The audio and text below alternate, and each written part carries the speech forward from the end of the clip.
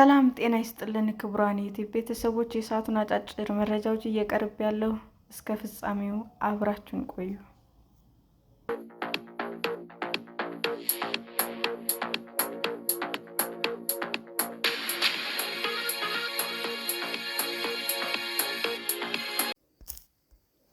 የአፍሪካ ሀገሮች ድህነትን ለመቀነስ የሚያስችሉ ፖሊሲዎች እንዲቀርጹ ማሳሰቢያ ተሰጠ።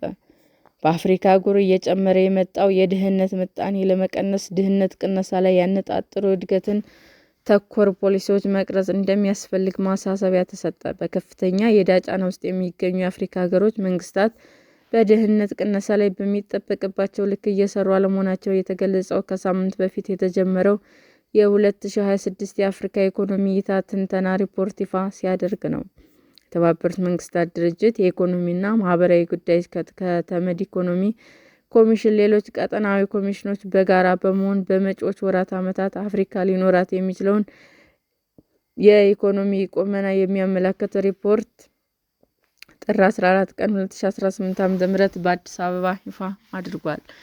ኢኮኖሚ ሪፖርት በሀገሮች ጎዳናዎች ለልመና የሚወጡ ሰዎች ቁጥር መጨመር፣ የድህነት መጠን እየሰፋና ያልተመጣጠነ የኢኮኖሚ ልዩነት በስፋት እንደሚስተዋል ያስረዳል።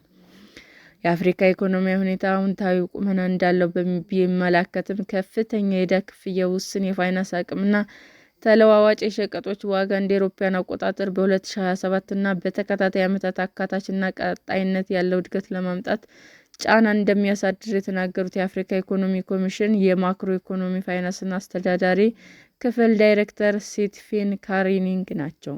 ዳይሬክተሩ በማብራሪያቸው ሀገሮች በትምህርት፣ በጤና አገልግሎት እንዲሁም በግብር ራስ መቻል ላይ ትኩረት ሰጥተው መስራት ካልቻሉ እድገታቸው ይገደባል ብለዋል። ይህንን መቀነስ እየሰፋ ያለውን የኑሮ ልዩነት ማጥበብ አዳጋች እንደሆነም አስረድተዋል።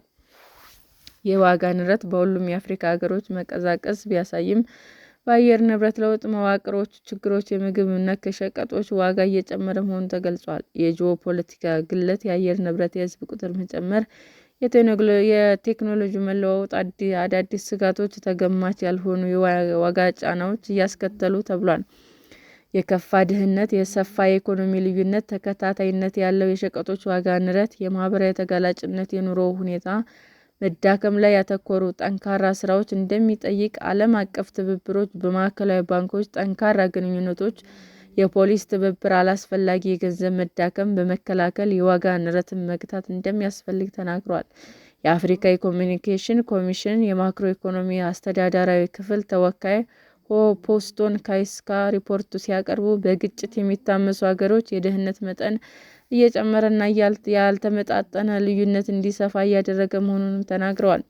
በአፍሪካ ኢኮኖሚ እድገት እንደ አውሮፓውያን አቆጣጠር በ2025 ከነበረበት 3.9 በመቶ እንደ አውሮፓውያን አቆጣጠር በ2026 ወደ 4 በመቶ እንደሚያድግ ገልጸው ምስራቅ አፍሪካ የተሻለ አፈጻጸም እያስመዘገበ ይቀጥላል ብለዋል። የአፍሪካ አህጉር የዓለም አቀፍ የጂኦፖለቲካ ፍትጊያ በቀጥታም ባይሆን በተዘዋዋሪ ጫና እንደሚፈጥርበት፣ የብድር ዕዳ ጫናውም በአብዛኛው ሀገሮች ላይ ከፍተኛ የሆነ አሉታዊ ተግዳሮት ይቀጥላል ብለዋል። በአፍሪካ ውስጥ ያልሆነ የኢኮኖሚ እድገት መኖሩን የሚያመለክተው ሪፖርት ሀገሮች በበለጸገው ዓለም ላይ የሚታየውን የጂኦፖለቲካ ፍትጊያ እንደ አጋጣሚ ተጠቅመው ወደ ተሻለ ኢኮኖሚያዊ ተጠቃሚነት መቀየር እንደሚያስፈልጋቸው ምክረ ሀሳብ አቅርቧል። ሰላም ጤና ይስጥልን ውድ የዩቲዩብ ቤተሰቦቼ እንዴት ናችሁ? አዲስ ጀማሪ ነኝና ሰብስክራይብ ያደረጋችሁ አበረታቱኝ። አመሰግናለሁ። ክቡራን የዩቲዩብ አድማጮቻችን ለሰዓቱ ያቀረብኩላችሁ አጫጭር መረጃዎች ይህንን ይመስል ነበር። በሌላ መረጃ እስክንገናኝ ሼር፣ ላይክ፣ ሰብስክራይብ እንዲሁም ቢቀርብልን የምትሉት መረጃ ካለ ኮሜንት እያደረጋችሁ ቸር ቆዩን።